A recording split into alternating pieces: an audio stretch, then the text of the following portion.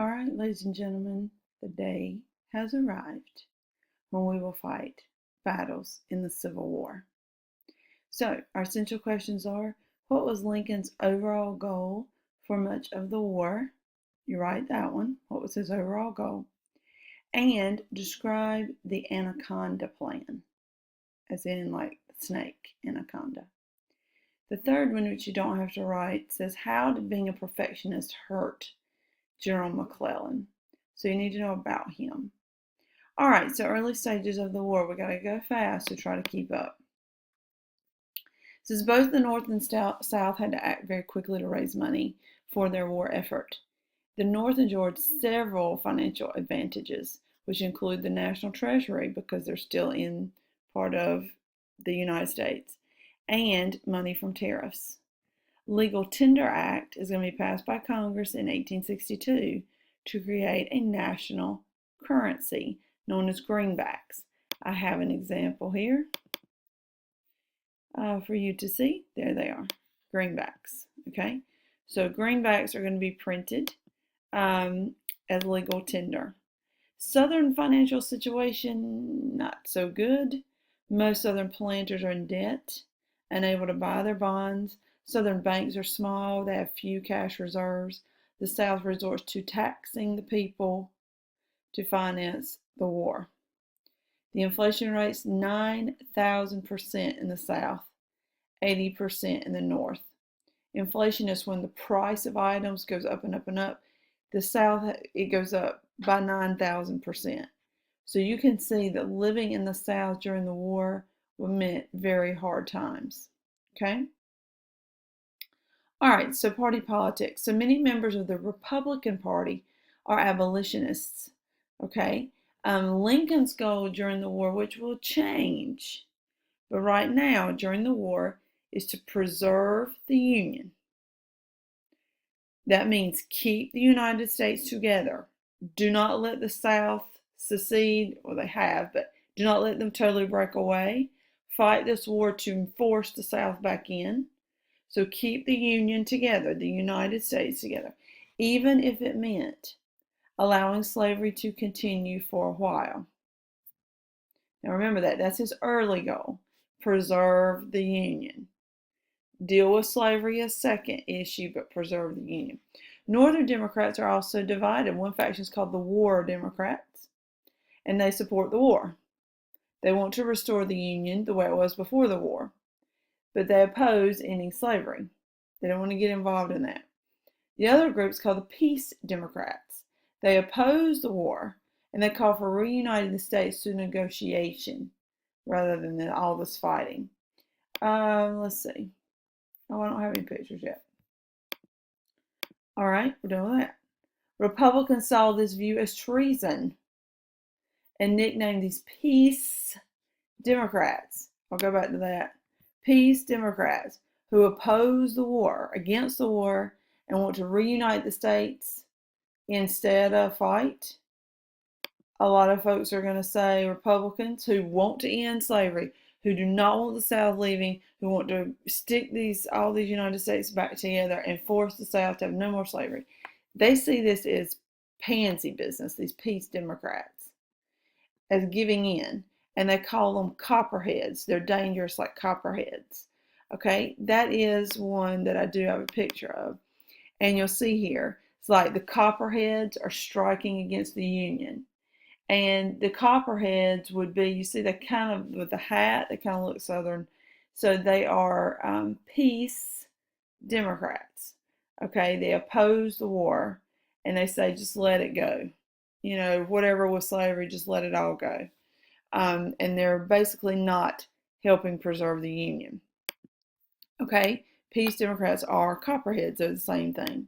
All right, conscription, forcing people into military service. Is a draft, basically. Lincoln suspends the writ of habeas corpus. If you don't remember that from civics, I have a refresher here for you. Habeas Corpus Act aims to prevent the unjust detention of prisoners. In other words, not taking someone into custody for absolutely no reason.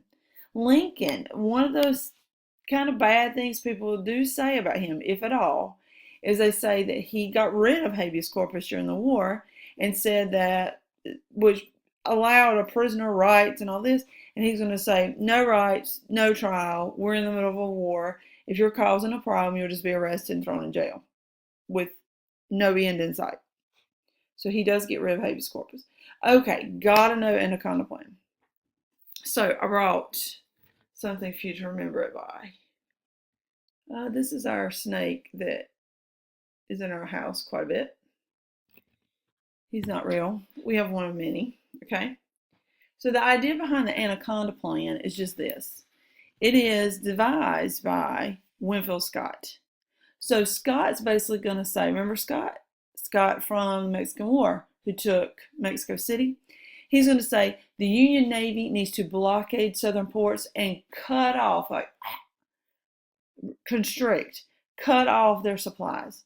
So if we block the southern ports, they can't get anything in or out. That's step one. You got to remember the steps. Step two, Union River boats will go down the Mississippi, the Union, capture the Mississippi, meaning it's in the hands of the Union now, and divide the Confederacy into two. And then the last part, raise up an army of 500,000 men who will take Richmond, and that'll be the final death blow to the South. So we're going to take them out with Anaconda. Remember, the plan is blockade southern ports, cut off their supply line, take the Mississippi River so they don't have access to it. The Union will take the Mississippi so the Confederacy doesn't have access, and raise up an army of 500,000 men, Union, that will take Richmond, and that'll be the final death blow to the South. So Scott is Union, okay, federal, remember he was a federal military officer before. He's in the Union. He develops this very genius plan. Okay, so that's the strategy of the North. All right, the strategy of the South. Obtain recognition and support from Europe. So King Cotton is at stake here. So they're thinking, the South thinks if we can get Britain to come on our side, our problems are solved, okay? The Trent Affair. So Confederate envoys James Mason and John Slidell. Slidell was sent, remember, by Polk into Mexico to secure a deal. Didn't happen. Are traveling to Britain on a British ship, the Trent. They're traveling to Britain to negotiate a deal between the Confederacy and the British to support the Confederacy. A Union warship stops the British ship, takes Mason and Slidell off the boat as POWs, prisoners of war. Britain threatens war with the Union if they don't hand over these guys. Lincoln gives in because he knows it's not in his best interest for the Union to have to fight also with the British, and the British take over the interests of the South. Mason and Slidell continue on to Britain, but I hate to tell you, they do not convince the British to recognize, give full support to the Confederacy. They do not. All right, early stages of the war. So we start with First Battle of Bull Run. This is July 1861. Eastern Theater, that means along the East Coast, I guess, if you want to think that way, near Washington, D.C. I have been there, so I'll show you some pictures in a minute. 30,000 Union troops march into D.C. to attack the Confederates at Bull Run Creek, Manassas Junction, Virginia. You also hear it called First Manassas. First Bull Run, First Manassas, same battle, same place, okay? The Union troops under the command of General McDowell, close to victory. And Confederate reinforcements, a backup plan shows up under General Thomas Jackson. All right, so some pictures. Oh, here's Scott's Anaconda Plan. See the snake? Cut off the coastline of the South, take the Mississippi River, take Richmond. Okay. Here's another one. Same deal. Here's Trent Affair, where the Confederates were taken off the boat by the Union members. First Bull Run. Okay, so you see here, here's where it took place. Okay, in Virginia, Manassas, also known as First Bull Run. You see McDowell with the total troops, 37,000, that's federal. Our Union and Confederate PGT Beauregard has 35,000, so it's close to even. Here's the killed or wounded.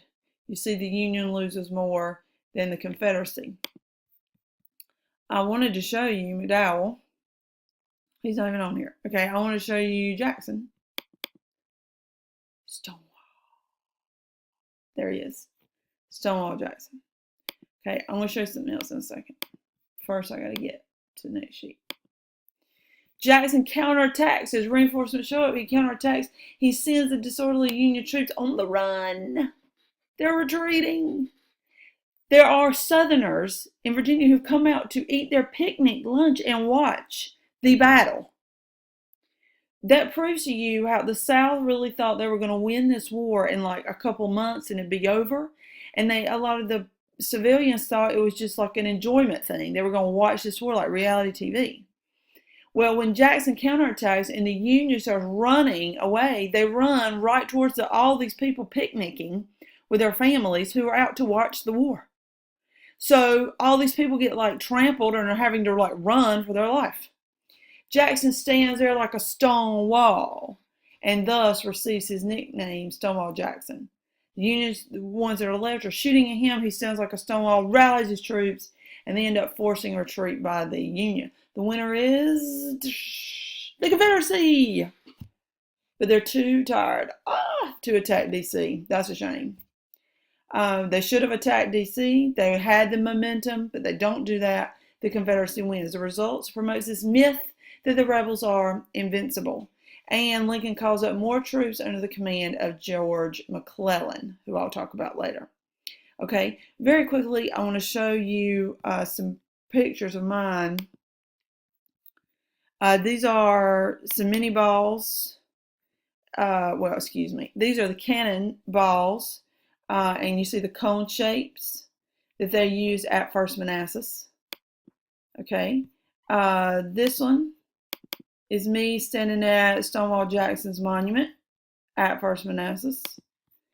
This one is really, this one, well, dadgummit. Stop.